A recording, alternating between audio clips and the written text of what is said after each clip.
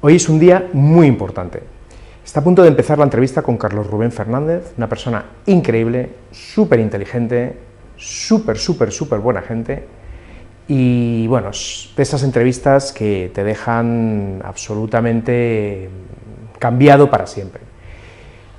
La verdad, si algo bueno tiene Doctor Finanzas Personales es poder entrevistar a gente como Carlos Rubén. Va a comenzar en nada, espero que la disfrutes como la voy a disfrutar yo, y la verdad, hay gente increíble, Carlos Rubén es uno de ellos, sin duda. ¿Cómo? ¿Que no estás suscrito todavía? Anda, entra en doctorfinanzaspersonales.com, deja tu mejor email, el personal, el bueno, y yo te voy a enviar un email de confirmación que tienes que aceptar. Venga, ¿a qué esperas? Venga. Hola, Carlos Rubén, ¿cómo estás? Muy bien, encantado de estar aquí contigo. Bueno, hoy tenemos un privilegio enorme de tener a Carlos Rubén, que es, bueno, lo vais a ver cuando se está delante de una persona tan inteligente y tan buena gente, pues además con una historia increíble, pero todavía no. Voy a empezar con unas preguntas cortas por aquello de situarnos. Carlos Rubén es...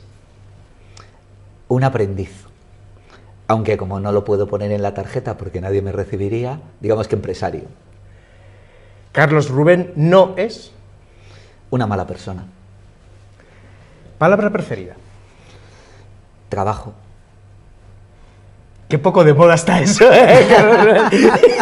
Soy un poco antiguo, sí. Palabra más odiada. El odio. ¿A qué tiene miedo Carlos Rubén? Pues fíjate, hace mucho tiempo que perdí el miedo a morirme, pero sí tengo miedo al cómo morirme. Eso quizás sería una cuestión, un miedo razonable. No a morirme, que es algo humano y natural, sino a las condiciones en las que uno se muere. ¿Qué miedo tenemos a eso, la verdad? Sí. Al dolor, sí. Y es algo tan cierto como que estamos aquí, es una cosa... Pero bueno, mira, me gusta comentar de los entrevistados, de las personas que tienen la enorme generosidad de acercarse a Doctor Finanzas Personales, a este podcast. ¿Cómo conocí a Carlos Rubén? Y esto no te lo he contado nunca. No lo sé. La primera... Estamos, por cierto, en el Club Financiero Génova, donde yo soy un mero aprendiz y llevo unos años en la junta directiva, pero Carlos Rubén es el vicepresidente, o sea, es una persona importante. Bueno, pues en la primera junta directiva, nuestro presidente, Arturo de las Heras, me dijo, dice, escucha a Carlos Rubén. Digo, ¿quién es? Digo, lo vas a saber, es fino, me dijo. Y efectivamente... Las juntas directivas no siempre han sido plácidas, han sido, bueno, una junta directiva, y me di cuenta de que era una persona muy valiosa, la verdad que, y te conocí ahí, entrando, no nos habíamos, o nos habíamos visto, pero no habíamos coincidido, y desde ese día me quedé muy impresionado, así que estoy de verdad muy agradecido a que estés aquí. Me interesa además mucho la persona, quién es Carlos Rubén. Has hecho una labor social, de hecho, buscando información sobre ti, como estamos comentando antes de entrar, la verdad que, digo, lo veo en 10 minutos, y tuve que cancelar las 2 reuniones siguientes, porque tienes muchísimas cosas, o por lo menos tu presencia en Internet, y hablando el otro día de esto, en algún momento tú has estado al servicio de una responsabilidad de 35.000 personas, o sea, 35.000 personas, muchísima gente, ha dependido de decisiones tuyas, ¿no? Entonces eso es algo que, esto es como que se enfrenta a la plaza, ¿no?, a las 5 de la tarde, es algo que conforma un carácter y que me tienes que contar muchas cosas ahí, pero no te dejo hablar todavía, no te dejo hablar, luego hablarás. Quiero saber cómo se hace eso. También hay una parte, creo que se ha provocado un cambio en el colectivo de invidentes, en el colectivo de discapacidad, de personas quizá más vulnerables. Son muy distintas a cuando tú llegaste, y estoy seguro de que gran parte de eso es responsabilidad tuya. No. Y bueno, tuya y de muchos, ¿no? De la empresa donde trabajaste, que ha hecho una labor ingente, porque ya los que vamos teniendo cierta edad, esto no era así antes, o sea, cosas que nos parecen ahora muy naturales no eran así, y bueno, pues quiero hablar un poco de eso. Y me interesa mucho, pues, que te presentes, Carlos Rubén, va a ser tu momento. ¿Por qué has venido? ¿Qué haces? Cuéntame un poco, en grandes rasgos, ¿quién es Carlos Rubén Fernández? Bueno, pues nada, encantado de... ¿Quién soy? Pues soy una persona más, un ciudadano, un chico que con 17 años pierde la visión, unas circunstancias muy incómodas en cualquier momento de la vida, pero especialmente si estás en la adolescencia, ¿no? Yo siempre me habrás oído alguna vez esa pequeña broma de que, como cualquier adolescente, pues todos queremos ser distintos al resto, ¿no? Bueno, cuando te pasa una cosa así, dices, bien, ya eres distinto, ahora intenta ser toda la vida igual, ¿no? No es fácil.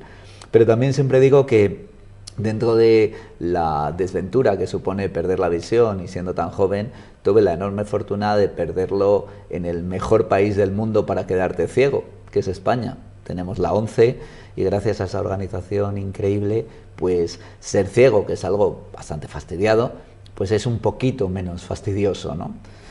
Y nada, en ese momento, luego si quieres hablamos un poco de eso, pero bueno, me cambió la vida. Yo era un chaval que estudiaba, no se me daba mal estudiar, pero mis padres, digamos que tenían un contrato conmigo, era que yo estudiaba y a cambio me dejaban hacer deporte, que era lo que más me gustaba del mundo.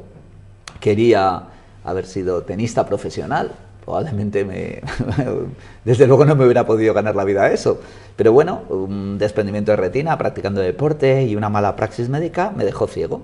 Entonces me cambió la vida radical. Tuve la gran fortuna de que me aconsejaran ir a la ONCE, y en la ONCE una maravillosa psicóloga, Mari Carmen Oliver, me acuerdo siempre de su nombre, pues yo entré allí diciendo, bueno, pues yo quiero irme a los Estados Unidos porque tengo allí parte de mi familia, y yo ingenuamente pensaba que allí iba a poder hacer más una vida normalizada. Y ella, que era una fantástica profesional, me dijo, bueno, pero para hacer eso, que puedes hacer cuando quieras, tendrás que aprender a leer, a andar, a todas las cosas que precisas para poder ser otra vez autónomo. Y me dijo, y eso te podemos ayudar aquí en la ONCE. Y así empezó mi maravilloso idilio con, insisto, una organización increíble en la que me acogió, pude aprender pues, a leer, a andar, continué estudiando y luego me fue dando oportunidades. Evidentemente, como decía antes, el trabajo lo tiene que poner uno, pero las oportunidades siempre te las dan otros. Y poquito a poquito fui pues, asumiendo más responsabilidades. Antes decías, la responsabilidad de dirigir a tantas personas no era solo mía, afortunadamente. Hay un equipo maravilloso de personas y entre todos conseguimos hacer algo que actualmente se sigue haciendo y se sigue mejorando, igual que lo que nosotros recogimos en su momento era algo que habían trabajado muy duramente pues, desde la posguerra, ¿no? En tiempos mucho más difíciles. ¿Qué soy? Te lo decía antes, de verdad. Soy un tío normal con una discapacidad severa que tiene muchos amigos y que gracias a mi trabajo y a las oportunidades y a las ayudas de un montón de amigos, pues me permite día a día ser feliz. Si me tienes que, por acabar, ¿qué más puedo ser? ¿Qué me gusta ser? Padre, esposo, adoro mi familia y me gusta los negocios, me gusta la empresa, porque creo que hay muchas teorías para repartir la riqueza, algunas de ellas claramente que benefician a las personas más desfavorecidas, y ahí estamos nosotros, pero para poder repartir la riqueza la tienes que crear. Y creo que el mundo de la empresa es una buena fórmula para poderla crear. Si te sirve, así como resumen. Sí.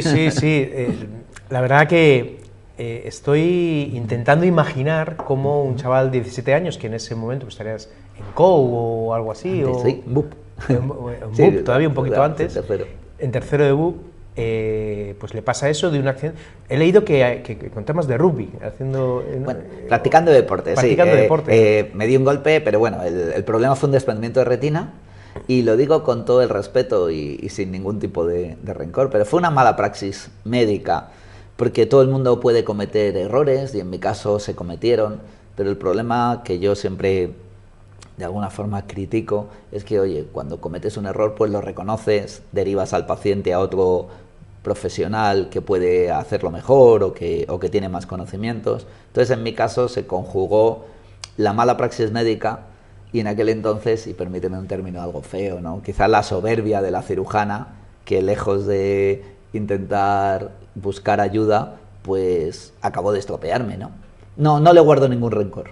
Ahora, también te digo que sí que probablemente si me ha quedado algún aspecto de esa época, es un poco... Soy muy perfeccionista con los demás y por supuesto conmigo mismo. No llevo bien. Todos cometemos errores, acepto la comisión de los errores, pero creo que tenemos la obligación de repararlos o de buscar a alguien que nos ayude a repararlos, ¿no? Creo que ese es el único trauma que me queda de mi ceguera sobrevenida, es eso, que no llevo muy bien a la gente que no es profesional y que no quiere serlo. Bueno, es el pasado, pero es que esto de San Agustín, de conócete, acéptate, supérate. El conócete, el darte cuenta de lo que te... ¿Cuánto te llevó? Porque supongo que sería un viaje de meses y muchos, ¿no? El ser un chico normal. Sí, dicen que menos de lo que se pensaban, pero fíjate, y ya claro, ha llovido mucho desde entonces, pero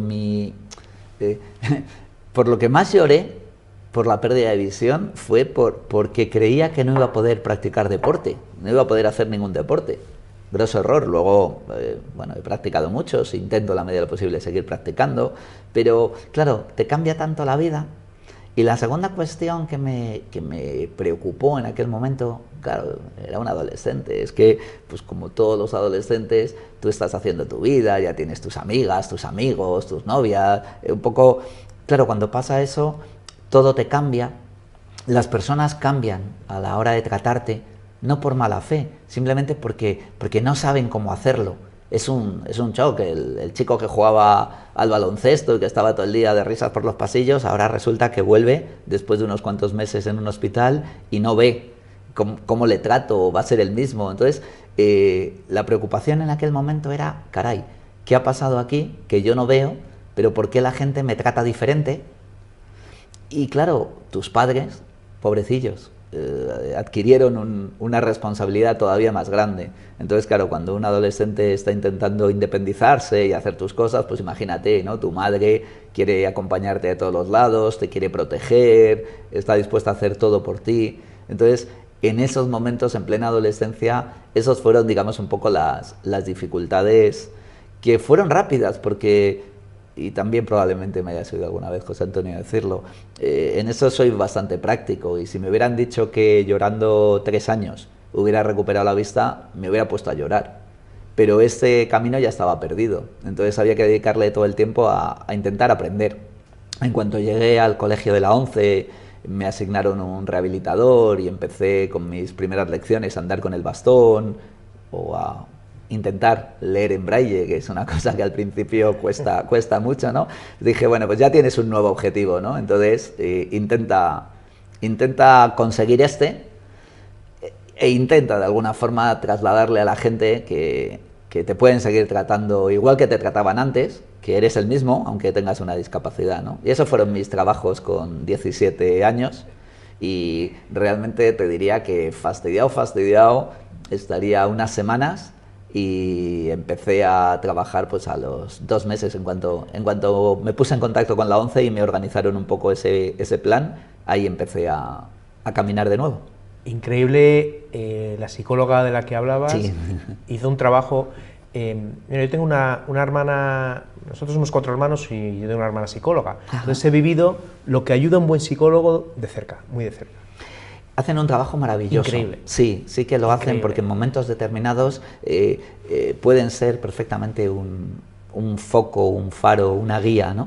Aunque cada uno tiene, lógicamente, que elegir su camino. Pero en un momento determinado, el escuchar verdades tan absolutas, eso, como decir, ok, perfecto, tú quieres caminar de nuevo, pero tendrás que empezar a aprender a caminar, ¿no? Bueno, esa obviedad, cuando uno sí está en esos procesos, muchas veces no la ve, ¿no? Tienes un punto de apoyo, que es tu familia, la ONCE, el equipo completo, un objetivo, y lo utilizas para hacer un punto de inflexión en tu vida, el aceptarte y sobre todo el superarte, ¿no? A mí, la verdad que curiosamente, los que más dificultades tienen, eso de que estabas en la planta 10 y de repente te pasan al sótano -3 y llegas al ático, hay gente que lo ha conseguido. Y a mí me sorprende muchísimo, pero es más habitual de lo que parece, ¿no? Como Irene Villa, sí. Que por cierto, me encantaría, si me estás viendo, Irene, me encantaría me encantaría conocerte, entrevistarte y ver, o sea, yo veo en esa alegría que tiene Irene, que tienes tú, Carlos Rubén, que tiene, jolín, esas dificultades extras, muy extras, esa discapacidad severa, que es cierta, y que aún así pues te decides pasarte el juego y te pasas no sé cuántas pantallas y esa resiliencia que llaman ahora, que es una palabra que suena un poco rara, pero sí que es verdad que tú empezaste desde abajo en la ONCE y llegaste a lo más alto, en una organización que trabajan miles y miles y miles de personas. A ver, ese viaje, ¿cómo se hace, Rubén? Bueno, digo, permíteme, no llegué a lo más alto. Tuve el gran honor de estar en una posición muy importante entre un grupo de compañeros que realmente, digo, hacían en su momento y siguen haciendo en la actualidad un trabajo maravilloso, ¿no? Pero, ¿cómo se hace? Bueno, lo primero que tenés que eso no lo planteas como ningún objetivo. Nadie, creo que decías antes, no sé, yo he tenido la suerte de coincidir un par de veces con Irene y me parece una mujer fantástica, pero seguro que los logros que ha conseguido los ha ido consiguiendo día a día, no se los podía plantear en el inicio, ¿no? Yo creo que a veces, y esto es una opinión personal, que por supuesto es muy subjetiva, pero yo creo en el potencial del ser humano. Creo que tenemos una capacidad impresionante. Y es cierto que a veces solo la sacamos cuando, digamos, las circunstancias nos ponen en el brete, en esa necesidad de superarnos, ¿no? Creo que tendemos todos, y es razonable, a ser cómodos. Y oye, pues si tengo un ascensor, ¿para qué voy a subir por la escalera, no? Bueno, pues eso es respetable. Pero si no tienes ascensor, acabas subiendo por la escalera. Cierto que es que en este camino necesitas ponerle muchas ganas, necesitas mucha ayuda, la comprensión de mucha gente que te hace sentirte bien, que te ayuda en esos momentos difíciles que todo el mundo tiene, ¿no? Yo pongo en mi caso, no puedo hablar de otros, pero pongo otro ejemplo de estos malos, pero también muy vinculado al deporte, ¿no? Yo decía que, pues como cualquier chaval con 16, 17 años, yo iba en un pelotón, en mi bici, tranquilamente, con el resto del pelotón a una velocidad razonable y aparentemente no pasaba nada especialmente que complicase la carrera. Pero de repente, por circunstancias extrañas, el de adelante hace un giro, pum, no sé qué, te tropieza, pum, y de repente, sin tener mucha culpa, acabas en el suelo, con la bicicleta en el suelo y tú magullado. Y el pelotón se va, porque la vida continúa. Y entonces en ese momento te planteas el decir, no, tengo dos opciones, o dejo la carrera, o cojo mi bicicleta, me subo en ella, aprieto los dientes porque las quemaduras pican y pedaleo fuerte, y pedaleo con todas las ganas pensando que tengo que coger al pelotón, ¿no? Bueno, cada vez que levantaba la cabeza y veía que no veía el pelotón, pues pedaleaba más fuerte, y más fuerte, y más fuerte, y por supuesto siempre tenía ahí detrás el coche de apoyo, ¿no?, que me traía de vez en cuando esa bebida isotónica que hay que reponer fuerzas, ¿no? Pero seguía pedaleando. Y llegó un momento en el que levanté la cabeza y seguía sin ver mucha gente. Y entonces me dijeron, espérate, que te has pasado pedaleando, que has pasado de la cola del pelotón a ir en el pelotón de cabeza, ¿no? Bueno, ¿cómo lo has hecho? Perdona mi falta de misticismo, pero pedaleando, trabajando y con ayuda. No tengo más secreto, la verdad. Con foco también, ¿no? Quizás. Sí, eso sí, el saber lo que quieres. Saber que quieres dar una pedalada más, saber que quieres hacer tu trabajo bien, saber que te has comprometido con alguien. Y a lo mejor en eso también ayuda, fíjate, la discapacidad, porque a veces te generas una especie de reto interior, de decir, joder, ¿qué han dicho? ¿Que esto es difícil? ¿Que esto no se puede hacer porque no veo? ¿O que esto no se puede hacer porque voy en una silla de ruedas? Pues voy a demostrarles que sí, ¿no? A lo mejor ese juego también a veces ayuda, ¿no? O sea, que cambiaste la cancha de baloncesto por la cancha de la vida, ¿no? Que al final sí, es un poco la misma competición, ¿no? Sí. Mira, cuando llegas buscando información sobre ti, sí, en cuanto a la labor social, hay una web antigua, porque tu foto, estás más guapo ahora, pero estás mucho más joven. No creo. Más joven seguro que sí. Y dice, textual, el gran proyecto del presidente de la Fundación ONCE es crear más de 20.000 empleos para discapacitados de aquí al 2010. Yo creo que era 2004 o 2005. Sí. Asimismo, hace una denuncia en referencia a que España es el penúltimo país de la Unión Europea en integración laboral. No lo cumpliste, con 20.000 lo has cumplido con 35.000, ¿no? O lo cumplisteis. Y sobre todo la segunda parte, que es la que, en ese momento, esto del penúltimo país de la Unión Europea me lo creo, me sorprende que no fuésemos el último, porque realmente el invidente en concreto, además, estaba muy relegado a la venta de cupones, a una labor menos, no sé, menos protagonista quizá de la vida, y eso es totalmente distinto. Bueno, primero, gracias por toda esta ayuda. Mi madre tenía un primo de mi madre, Diony, que era diabético también muy severo, se quedó también ciego los últimos años, lo pasó muy mal, y la fundación, bueno, la ONCE en general, le ayudó muchos años y mucho. Y tuvo unos últimos años, ya falleció porque su enfermedad no le permitió seguir, pero tuvo unos años donde se sintió muy útil y muy querido por la gente de la ONCE y la gente alrededor en los trabajos que tuvo, porque, bueno, era un poco degenerativa la cosa y bueno, pues por eso gracias, pero ese objetivo en una España pues muy distinta, con una sensibilidad social muy distinta a la de ahora. La verdad que no todas las cosas que nos pasan son tan malas como piensan, al contrario, creo que el español es más pleno ahora y más conocedor, o más no sé si más empático, ¿no?, con ciertas cosas. ¿Cómo fue ese viaje, ¿no? Porque imagino que está lleno de anécdotas, de aventuras, de dificultades, ¿no? Sí, estaba sonriéndome mientras te escuchaba, porque hace tanto tiempo de eso, ¿no? Ha pasado tanto tiempo, pero me encanta recordar, ¿no? Porque además me ayuda a recordar a un montón de compañeros, de compañeras con las que hicimos ese camino, ¿no? Mira, te lo voy a contar de una forma muy transparente, al menos son los recuerdos que yo tengo, ¿no? Que hace ya mucho tiempo de eso, pero fíjate, por empezar por el origen, porque uno no acaba siendo presidente de la Fundación ONCE de la noche a la mañana, ¿no? Pero yo estaba en aquel entonces trabajando como director de informática de Onda Cero Radio. Y un buen día recibo la llamada de mi jefe y me dice, oye, van a hablar contigo porque quieren proponerte un nuevo trabajo, un nuevo proyecto. Y yo dije, perfecto, pues claro, era muy joven, pues voy a escucharlo. Entonces, por resumir muy mucho, los entonces jefes de la ONCE habían llegado a un acuerdo fantástico en aquel entonces, te hablo del primer gobierno, creo recordar, del señor Aznar, del presidente Aznar. Estaba de ministro de Trabajo el ministro Javier Arenas, y habían llegado a un acuerdo. En aquel entonces uno de los problemas, desgraciadamente sigue siendo, pero uno de los problemas que tenía nuestro país era el desempleo. En aquel entonces se llegó a un acuerdo, insisto, los jefes de la ONCE llegaron a un acuerdo con el ministro de Trabajo, con el área también de Asuntos Sociales, para poder efectuar algunas reformas en lo que era el producto del cupón, y a cambio de poder hacer esas reformas se entendía que se podía obtener unos mejores ingresos, y había un compromiso que era crear empleo. Entonces se comprometieron a crear 5.000 empleos para personas con discapacidad en un plazo de 4 años. Y para mi sorpresa resultó que un día me llamaron para pedirme si podía hacerme cargo de ese proyecto. Qué bonito. Sí, bueno, igual de ilusionante que de ambicioso.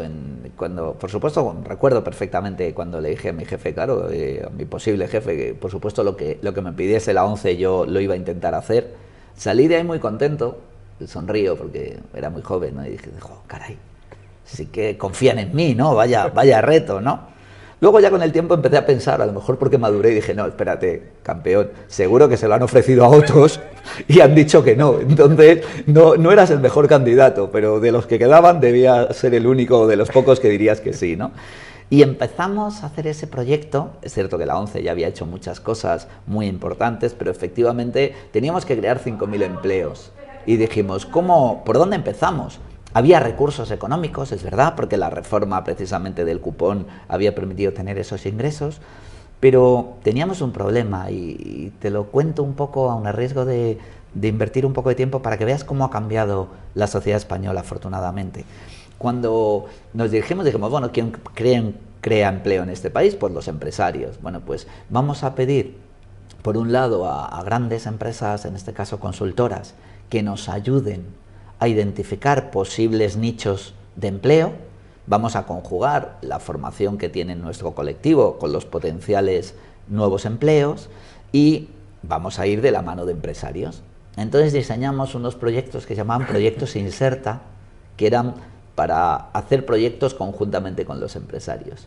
Y nos encontramos con una reflexión muy humana, que cuando tú le decías a un empresario, oye, quiero hacer este proyecto, quiero incorporar personas con discapacidad, te decían, joder, yo te ayudo a lo que haga falta, en lo humano lo que necesitéis, pero incorporar a personas con discapacidad me da cierto reparo, porque no sabemos muy bien qué podéis hacer, no sabemos cuánto vais a rendir, y una cosa que era terrible, pero era así, decían, bueno, y si no vale la persona, ¿cómo la he hecho?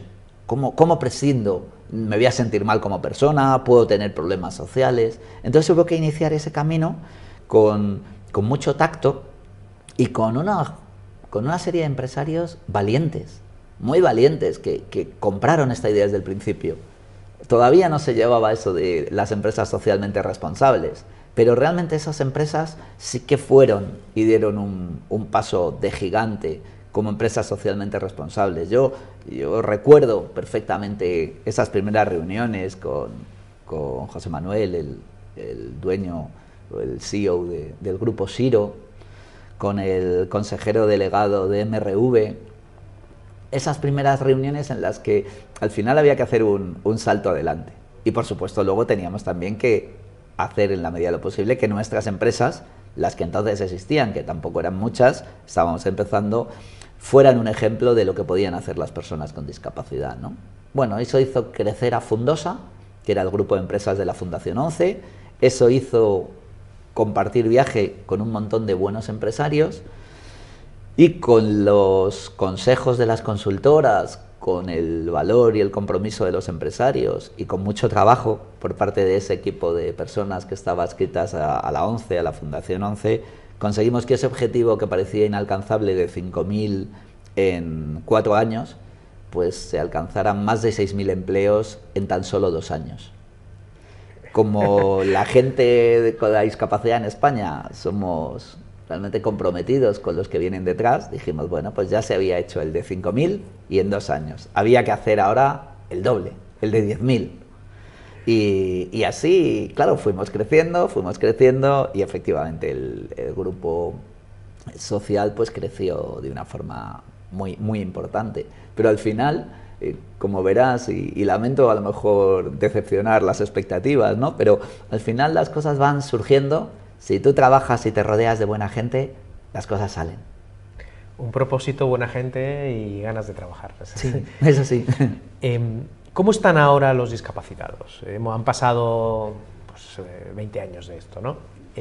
Quizá estás menos pegado en el día a día del grupo, pero te conozco, sé que estás muy pendiente. Aquí, bueno, el Club Financiero donde estamos hicimos una obra muy importante y de las opiniones variadas de todos los que participamos en la cosa, había esto hay que hacerlo accesible, estas rampas no, estas escaleras me las quitas. Siempre teníamos a Carlos Rubén animando a que eso fuese así, y hemos conseguido que no sé cuántos metros tiene esto, 2.000 o 3.000, que solo hay un hueco muy pequeñito con tres escalones y lo demás es todo accesible, cosa que el que vio el club antes no era así. No era así. Así que te escuchábamos en esto. Pero ¿cómo está ahora? ¿Cómo está ahora el discapacidad? ¿Cuánta autonomía personal, financiera? ¿Cómo de integrado está en la sociedad? ¿Cómo? ¿Que no estás suscrito todavía? Anda, entra en doctorfinanzaspersonales.com, deja tu mejor email, el personal, el bueno, y yo te voy a enviar un email de confirmación que tienes que aceptar. Venga, ¿a qué esperas? Venga. La sociedad española. Mira, me atrevo a decirte, estamos mejor que nunca. Tenemos, de verdad, al frente de las instituciones a la gente más capacitada.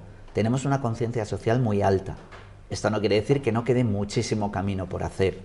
Pero, fíjate, en mi opinión personal y con respeto, yo creo que tenemos en estos momentos la mejor situación, la mejor posición en lo que respecta a la inclusión de las personas con discapacidad en el mundo. Y tú sabes que yo he vivido de los penúltimos de Europa a los primeros del mundo. Sí, insisto, y no quiero decir, luego hablamos, si te parece, de cosas que quedan por hacer, pero tú sabes que yo he vivido más de 10 años en los Estados Unidos y allí el nivel de integración de las personas con discapacidad es alta. No estamos hablando de países, digamos, en vías de desarrollo, pero aún así el de España es mejor. Y me atrevo a decir, mira, las 3 herramientas que yo creo que han permitido desde la discapacidad fueron la ONCE, que desde su creación fue, digamos, un poco el motor, de alguna forma, y gracias a esos ingresos por la venta de los productos de juego, pues tenemos una organización modelo a nivel mundial, pero que tuvo la generosidad y la gran sabiduría de crear la Fundación ONCE, en la que participan las principales confederaciones de personas con discapacidad. Y el tercer invento mágico fue el CERMI, que es la plataforma que aglutina a todas las asociaciones de personas con discapacidad. Hoy en día tenemos un presidente del CERMI, un presidente de la ONCE y un presidente de la Fundación ONCE que realmente abanderan un camino en el que se han conseguido muchísimas cosas. Primero se consiguió que las personas con discapacidad fuéramos capaces de entendernos entre nosotros, de entender cuáles eran las prioridades y de alguna forma trasladarlas, en este caso, a los responsables políticos. La segunda clave, digamos, la primera ya te he dicho, eran esos tres factores. La segunda y probablemente la más importante, porque sin ella no se podría haber hecho nada, es la conciencia social. España es un país de verdad maravilloso. España es el país líder en donación de órganos. Hemos visto, desgraciadamente, ahora con bueno, toda la dana y los problemas en la Comunidad Valenciana, cómo el pueblo sale a la calle a ayudar en lo que pueda. A veces incluso con más corazón que cabeza. Bueno, las personas en España, los españoles, las españolas, son personas tremendamente solidarias.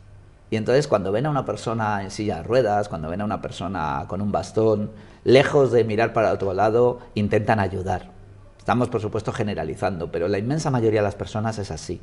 Y entonces ese respaldo social y ese empuje de las asociaciones ha hecho que nuestros responsables políticos sean sensibles a estos temas y realmente legislen para que el avance de las personas. De hecho, por recordar, no hace muchos meses tuvimos una modificación nada menos que nuestra Constitución española, y era precisamente para, entre todos los grupos políticos, acordaron que no podía ser razonable que se siguiera llamando a las personas disminuidas, ¿no? Somos personas con discapacidad.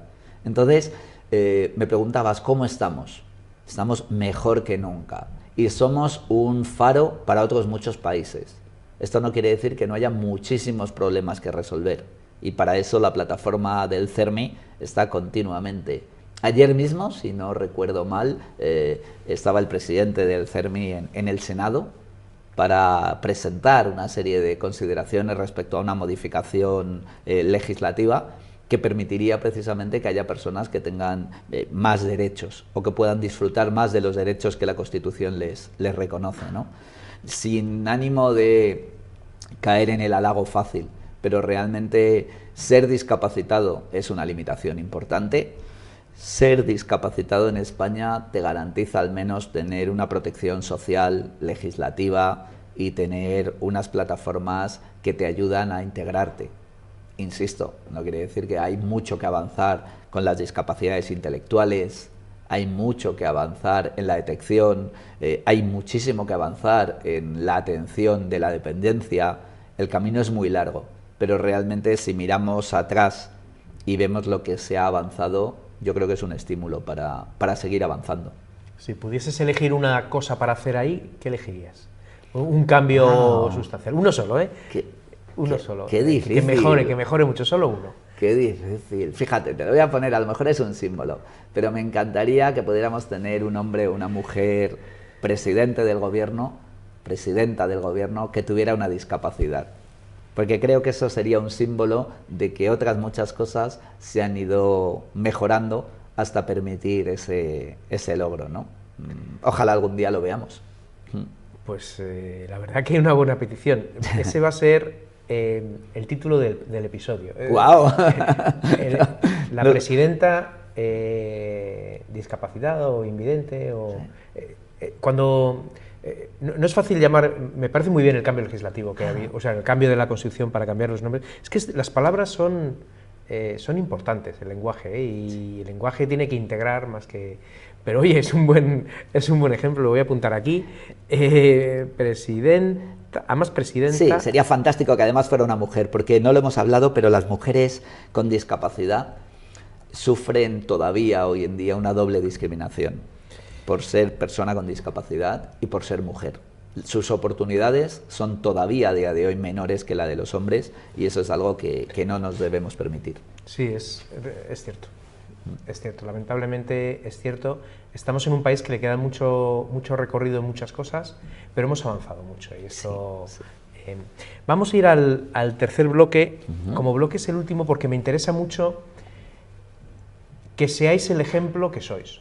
O sea, creo que hay un sentimiento en la sociedad española de aquí no hay nada que hacer, ¿no? De derrotismo, un poco de, quizá, ¿no? Ese sentimiento tan español de, bueno, aquí no tenemos nada que hacer, mejor hoy, pues mira, por eso los restaurantes llenos, aunque yo no me puedo comprar una casa, no, muchos noes, y creo que viéndonos en el espejo de personas con esa discapacidad que han conseguido pues lo que hablábamos, subirse muchas plantas y pasarse el juego y hacer las cosas francamente bien, creo que puede ser un muy buen ejemplo para que desplieguen las alas otros, que no paramos, y me meto en ello, de quejarnos de lo complicado que está todo esto, porque todos tenemos nuestro análisis DAFO, ¿no? Que por cierto el otro día leí un artículo científico, lo llaman FADO, que es estas fortalezas, amenazas, debilidades, y claro, todos somos muy capacitados para algunas cosas y muy discapacitados para otras, ¿no? Y creo que el superar las debilidades de esta manera puede ser algo que puede ayudar a mucha gente. ¿Cómo lo ves tú esto? ¿Cómo hacemos que desplieguen sus alas? ¿Cómo hacemos que se quiten el miedo la generalidad de la sociedad española? Los jóvenes, los no tan jóvenes, los que están en la edad que estén, pero ¿cómo damos el giro y cómo miramos hacia adelante? ¿Qué recetas darías tú? Tal y como yo lo veo, mira, lo primero, tenemos, decíamos antes, ¿no? Como sociedad española hemos evolucionado mucho, y en algunas cosas realmente hemos evolucionado mucho y muy para bien, pero tenemos que ser conscientes, como tú decías, de nuestras debilidades, incluso de las amenazas, que también las tenemos, ¿no? Si me permites el ejemplo, y claro, en mi caso es especialmente gráfico, yo digo que vivimos en una sociedad con mucho ruido. El ruido para todos es incómodo, para una persona ciega es mucho más incómodo, porque nosotros digamos que tenemos, que escuchamos mucho más porque nos falta el sentido tan potente como es la vista, ¿no? Entonces, ese ruido no es solo el ruido acústico, sino también es el ruido visual, es la cantidad de mensajes de input, ¿no? Que dicen algunos, de mensajes que recibimos al día, y que sin darnos cuenta van conformando, van deformando, si me permites el término, nuestra percepción. Realmente vivimos en un país realmente fantástico. Cierto es, con muchas dificultades, pero además vivimos en la parte del mundo en la que hemos tenido la suerte de, digamos, nacer en el sector más privilegiado del mundo. Antes hablábamos, yo he estado más de 10 años viviendo en los Estados Unidos y desde allí he trabajado en 10 países, fundamentalmente de Centroamérica, de Norteamérica. Claro, las realidades son muy distintas y hay gente maravillosa que vive muy bien en países con unas dificultades mucho mayores que las nuestras. ¿A qué quiero llegar? Quiero llegar a que quizás tendríamos en un momento que intentar disminuir ese ruido, reflexionar primero de todo lo que tenemos. Y una vez que tenemos y valoramos lo que ya hemos conseguido, lejos de pensar qué más pueden hacer por mí, pensar un poquito de una forma más generosa, y es, oye, ¿qué puedo hacer yo por mejorar mi país? Bien, a lo mejor no llego a mejorar mi país, pero sí puedo hacer algo por mejorar mi barrio, o mi escalera, o incluso qué puedo hacer yo para mejorar mi casa. Ese cambio de visión, y no deja de ser divertido que lo proponga un ciego, genera un doble factor. El primero es externo. Efectivamente, muchos poquitos hacen algo grande. Y muchos factores, muchas personas, mejorando cosas pequeñas, hacen que el efecto se multiplique. Pero además tiene un factor interno que es súper importante, y es cómo nos sentimos cuando lo hacemos. Mejora el exterior, pero mejoramos sobre todo el interior. Creo, de verdad, y a lo mejor puede parecer muy filosófico o si me permites, muy simple, ¿no?, para hablar aquí ante un empresario de éxito y en el Club Financiero Génova. Pero creo que tocaría reflexionar aquellos que quieran hacerlo desde la fe, aquellos que quieran hacerlo desde la no fe, pero hay un compromiso, y es un compromiso de que el mundo será mejor si en los que lo habitamos nos proponemos hacerlo. Y no hace falta, todo el mundo puede decir, claro, no, yo no puedo, no tengo dinero, en el curro estoy fatal. Sí, es verdad, hay muchas dificultades y algunas realmente son duras. Pero fíjate, y te propongo un pequeño compromiso. Si salimos de esta charla y nos comprometemos los dos a hacer algo tan transformador como decir, oye, en las próximas 10 personas con las que me encuentre, tengo que pararme, saludarles con una sonrisa. Una sonrisa no es una cuestión de dinero, no es una cuestión ni de tiempo, es simplemente de actitud. Bien, imagina lo que cambiaría el mundo si desde que salimos al tráfico por la mañana de nuestra ciudad, todos con prisa y estas cosas, en lugar de ver 100 caras de las que 60 las ves tensas o distraídas, encontráramos 50 personas que nos sonrieran cuando nos vieran. Perdóname porque a lo mejor te puede parecer un reto muy ingenuo, pero mi compromiso personal, insisto, no por mejorar el mundo, que también, sino por intentar mejorar yo mismo, es ese. Y cuando vas haciendo esas cosas te encuentras otra gente que también las hace. Y entonces te retroalimentas y te sientes todavía más poderoso porque dices, joder, somos más. Yo creo que ese es el reto. Creo que tenemos una sociedad en la que estamos pensando demasiado en lo que tenemos, en las obligaciones que nos genera lo que tenemos. No estoy hablando, soy muy práctico y no estoy hablando de retirarte a la gruta a pensar y ser un místico. Oye, pues quien pueda hacerlo y quien desee hacerlo. Pero realmente el encontrar en nuestra vida normal momentos en los que digas, venga, voy a mejorar el mundo.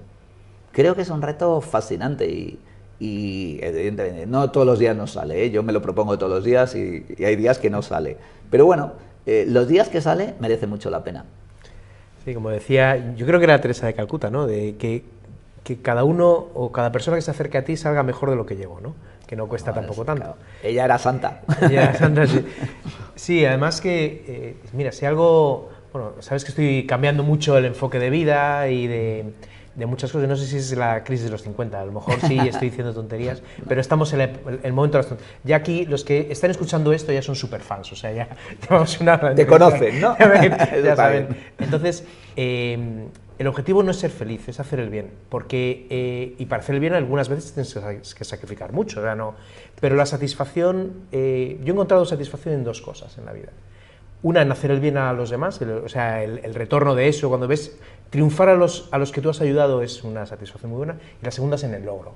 Soy muy de Ayn Rand para eso, el logro, el conseguir, el proponerte cosas, el imaginarlas, el hacerlas, el construirlas, y el que lo quieran y que te las paguen también.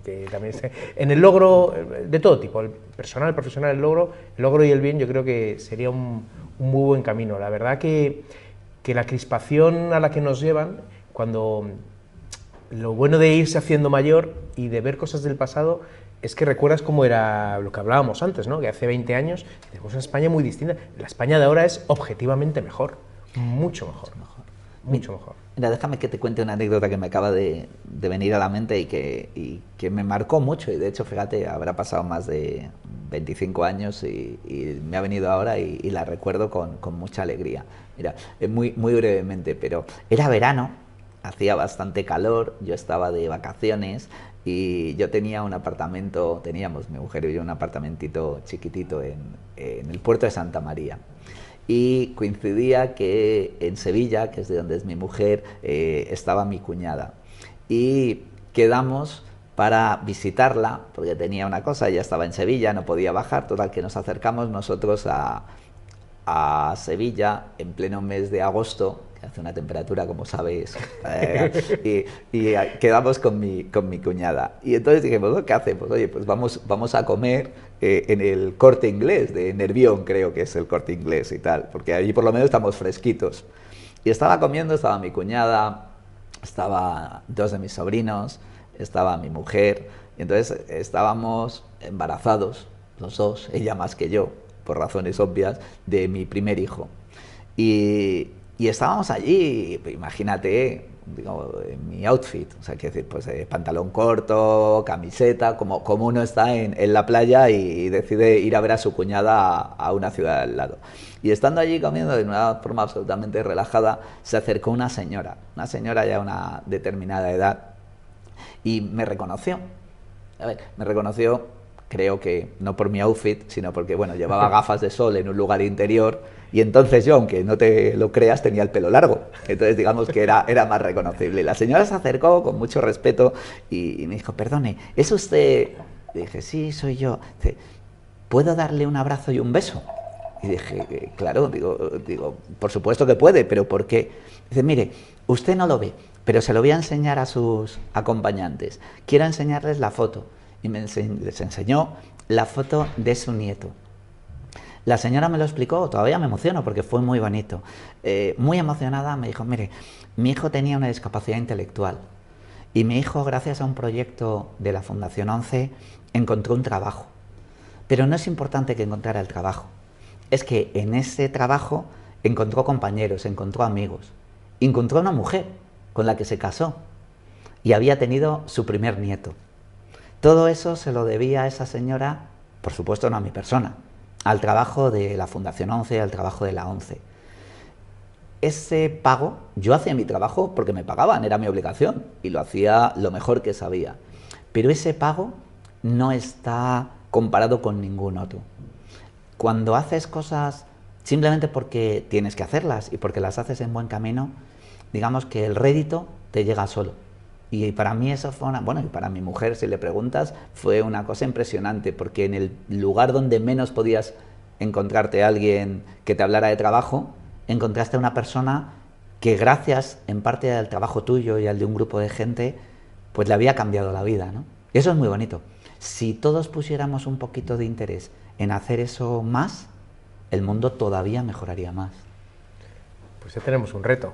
Sí, es bonito. Hablando de proyectos, ¿qué proyecto te ilusiona en los próximos 12 meses? Ya estamos acabando.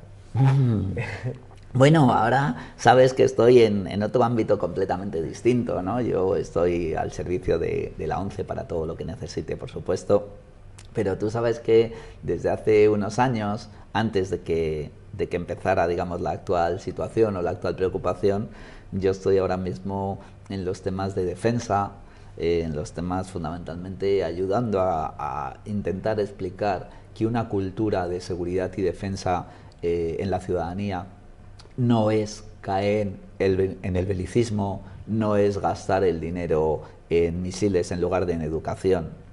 Pero sabes, porque lo hemos hablado muchas veces, que yo considero que en nuestra civilización actual, gracias al esfuerzo de millones de hombres y mujeres, hemos conseguido tener, bueno, lo que yo llamo la pirámide de las Ds, ¿no? Tenemos 3 Ds que son el suelo de nuestra civilización, que son la democracia, son los derechos y es el desarrollo. Y que esas 3 Ds que hemos conseguido con mucho esfuerzo necesitan, para protegerse a nivel internacional, otras 2 Ds. La primera, el diálogo, fundamental. Pero hay una segunda D que, aunque sea desagradable, también es necesaria, que es la D de la disuasión.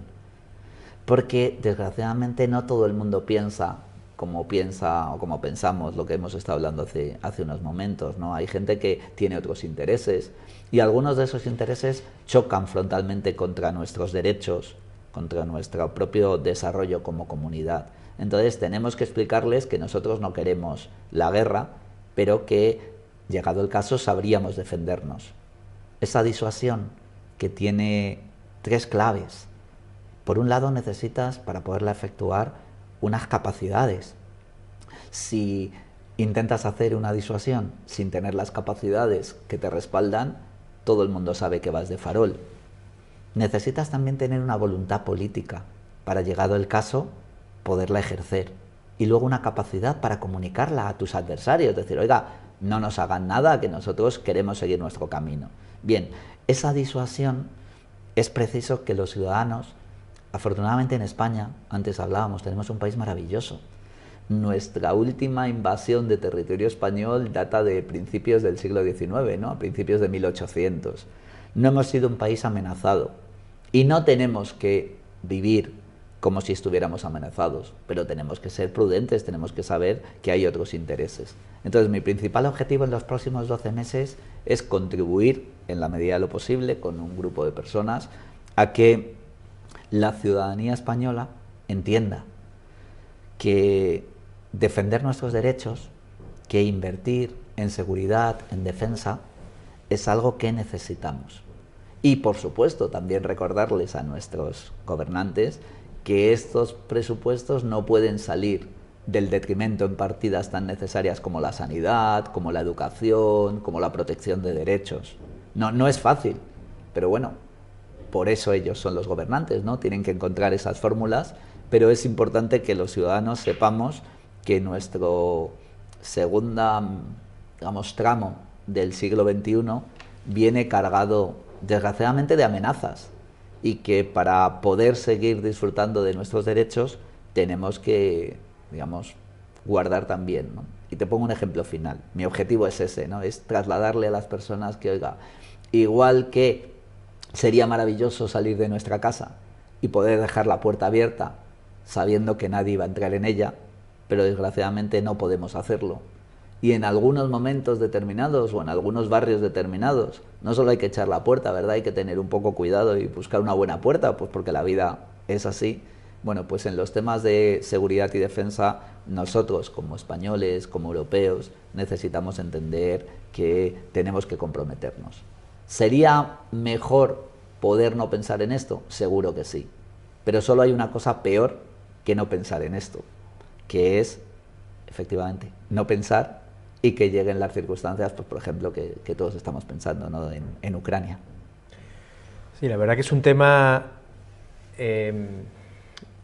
claro, es que la defensa, yo tenía... Mira, yo me fui a Málaga la semana pasada, que lo comentamos, de hecho nos ha costado quedar por...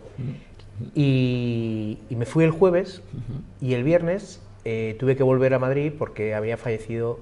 Los que me siguen en la lista de correo lo saben, había fallecido la madre de un muy amigo mío. Su padre, bueno, la madre es mayor, pero es tu madre, ¿no? Claro. Su padre había sido coronel, acabó como general, había sido militar. Es una familia de militares, muchos son varios hermanos, algunos lo son. Entonces también viví muy de cerca este tema. Los militares son gente fantástica. Yo he tenido la suerte de trabajar con algunos y no han estado en el foco de atención muchos años, y estoy de acuerdo contigo. Una muy buena defensa de los derechos de la gente viene de tener la fuerza suficiente para responder si te hacen algo, ¿no? Y esto es un tema, lo ha traído las circunstancias del mundo, lo ha traído al foco ahora, pero que tener una buena defensa me parece una labor encomiable, muy distinta y muy valiente a la que has hecho, muy diferente, pero para que Europa siga siendo Europa tenemos que hacer cosas. ¿No? Es así. Mira, en España, digo, siendo muy respetuoso, pero muy, creo que consecuente con nuestra historia, todos los pueblos son fruto de su historia. Es normal que haya países en el este de Europa que vean a Rusia como una gran amenaza, claro, porque la han sufrido en sus propias carnes.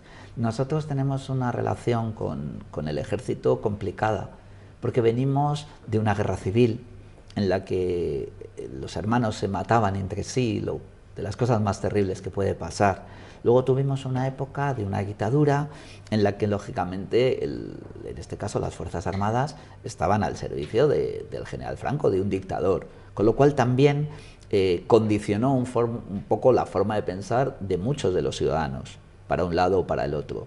Bien, luego llegamos a una transición democrática maravillosa, elogiada en todo el mundo. Curiosamente, si me permites la broma, te diría, en todo el mundo, y al parecer menos por parte de algunos en España, que es una cosa que siempre a mí me sorprende, lo digo con el mayor de los respetos, pero digo, que se pudieron hacer más cosas o que se pudieron hacer mejor, probablemente, pero que lo que se hizo tiene el reconocimiento mundial es una realidad. Pero en esa época las Fuerzas Armadas tuvieron la habilidad, la generosidad de hacerse transparentes. prácticamente desaparecieron, no generaron ningún problema, pese a que en los inicios muchos podían pensar que, hombre, a lo mejor podía ser un factor clave, ¿no?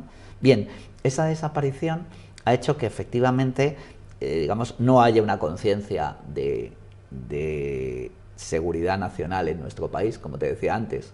No hay ni invasores externos, afortunadamente, ni esa aparente presencia de los militares durante gran parte de nuestra transición, ¿no? Entonces, eso generado a otros movimientos muy loables y muy importantes, pero bueno, que en Europa se ha intentado avanzar en la sostenibilidad, que es súper necesario, en el avance de otro tipo de derechos de igualdad, que son súper necesarios, pero ha hecho un poco que parezca que nuestros valores, estos valores de sociedad occidental, que, y hay que decirlo rotundamente, en el siglo XIX los impusimos beneficiando en muchas cosas y detrayendo muchos recursos de esos países. Los impusimos también con la ayuda del ejército. Es el colonialismo de Europa, está ahí, es latente en el siglo XIX. En el siglo XX, después de la Segunda Guerra Mundial especialmente, entendimos que había que cambiar.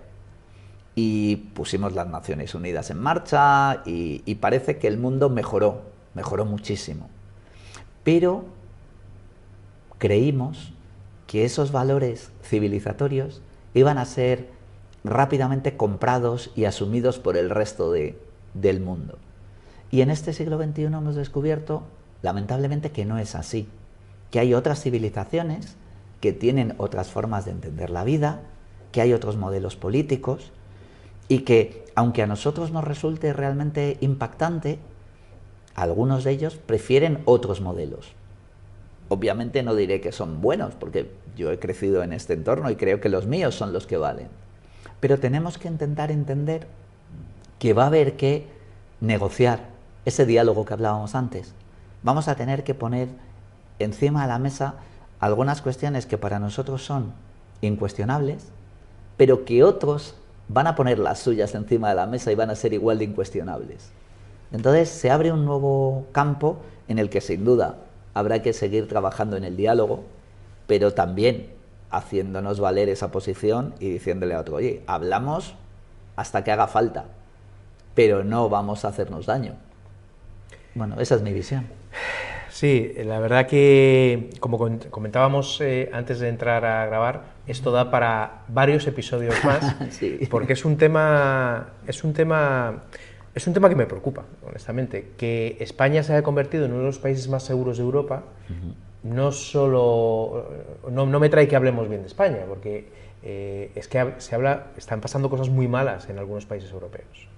Y yo, mi hija va, como bien sabes, en septiembre se va a estudiar un año a Inglaterra, al Reino Unido, y claro, se va a una ciudad que la que escuchas cosas que luego, esto de los medios de comunicación, no siempre sabes cuánto de exagerado o de... Pero bueno, la Europa que conocimos no es, en seguridad, por lo menos no es la Europa débil en eso que tenemos ahora, ¿no?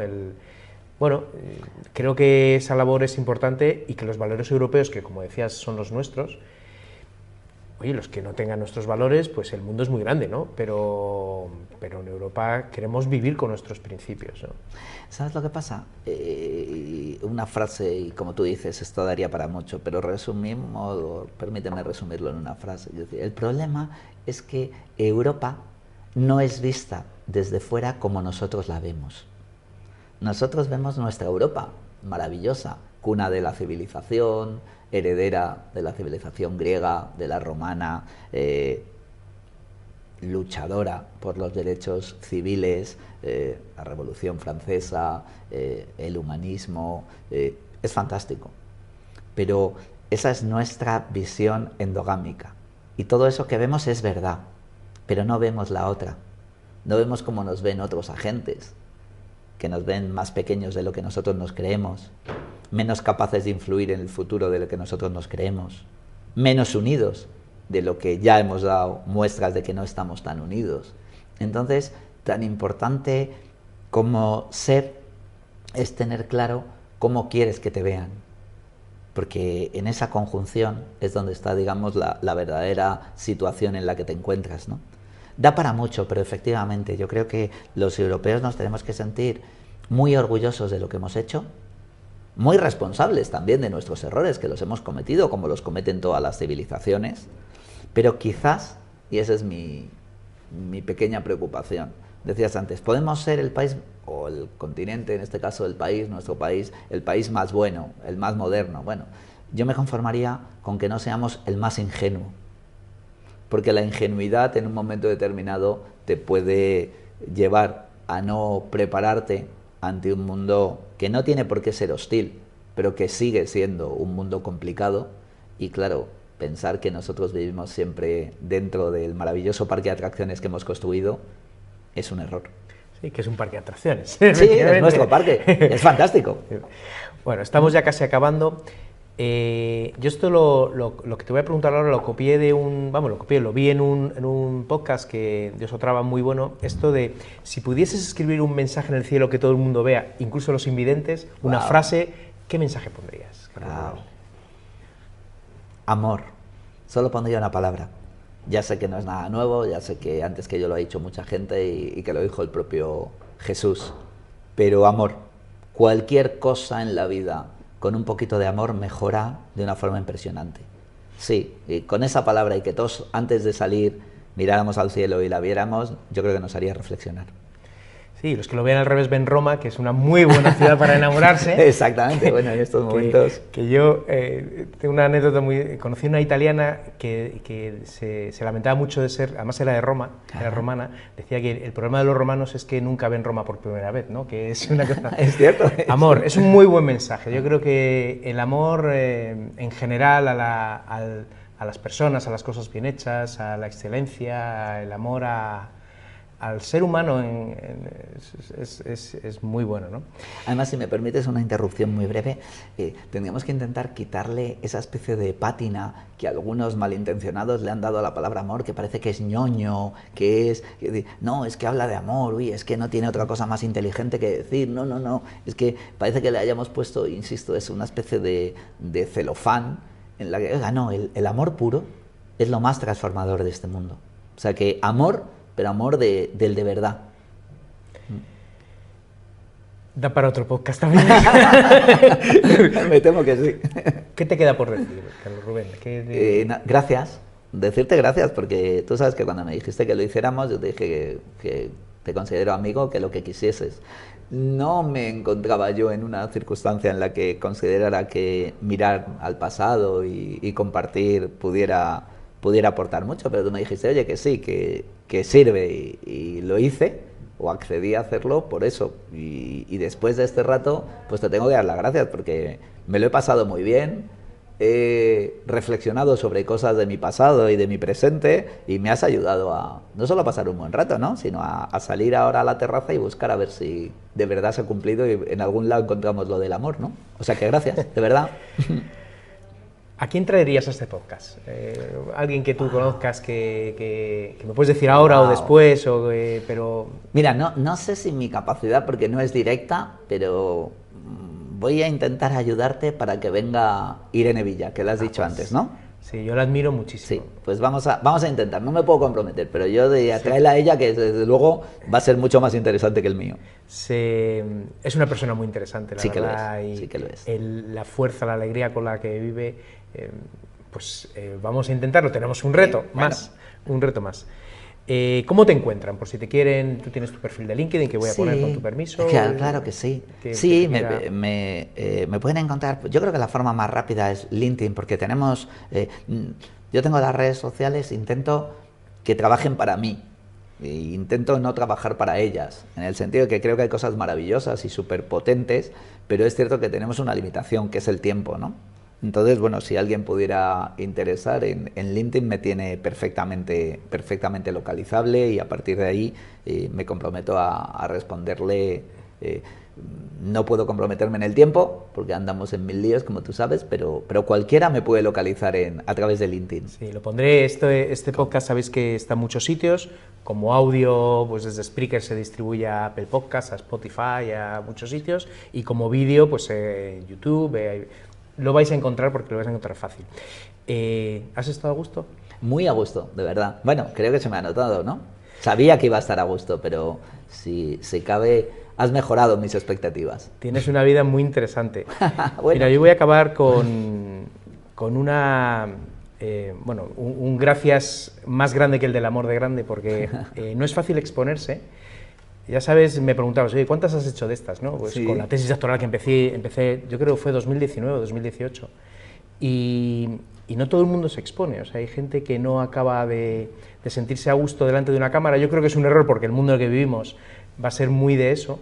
A mí me ha venido gente muy generosa siempre, y tú has sido uno de ellos. Y cuando hablabas de las Ds, Sí. me ha encantado, eso se ve que lo tienes trabajado, lo de las Ds, me ha encantado porque el primo de mi mujer se llamaba Diony, y le habéis ayudado a tener una vida pues mucho mejor de la que habría tenido en otro momento de la vida, o naciendo en otro lugar, o naciendo 500 o 600 kilómetros más abajo, más al sur quizá, ¿no? O 1000 kilómetros más al sur. Y Diony empieza por D, Sí. y muchísimas gracias. Pues déjame que acabe con algo por si a alguien le sirve. La pirámide de la D acababa con una D que es importante, que es la D de dinero. Hay que, cuando alguien quiere algo, pues lógicamente cuesta dinero. Pero déjame que acabe con una reflexión que yo aprendí hace mucho tiempo y a mí me sirve.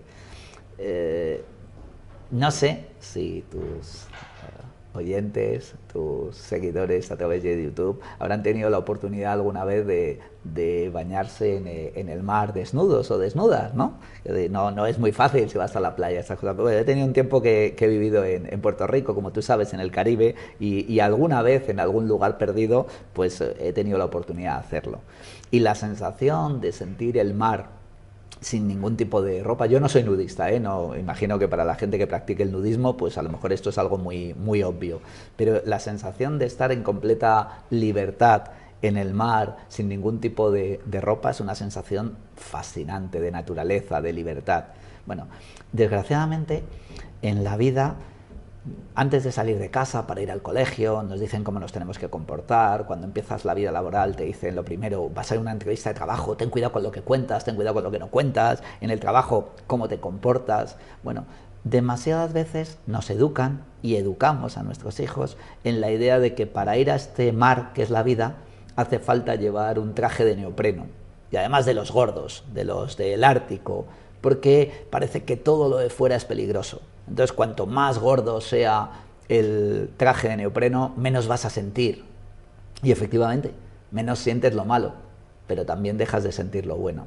Bueno, mi pequeño reto final, y entiéndelo como un consejo un poco jocoso, es intentemos, con cuidado, pero echarnos al mar sin ropa, quitarnos ese traje de neopreno, y vamos a ver que a lo mejor nos pica algún bicho, pero la sensación mientras nos pica o no nos pica va a ser tan placentera que estoy seguro que vamos a guardar en el cajón ese traje de neopreno. Ese es mi pequeño consejo. Pues nada más que decir, encantado. Muchísimas gracias. A ti. Un placer, Un gusto. Carlos Rubén. Encantado de compartir un rato con vosotros. Y a los que estáis aquí, sois super fans y nada, muchas gracias, hasta la próxima. ¿Cómo? ¿Que no estás suscrito todavía? Anda, entra en doctorfinanzaspersonales.com, deja tu mejor email, el personal, el bueno, y yo te voy a enviar un email de confirmación que tienes que aceptar. Venga, ¿a qué esperas? ¡Venga!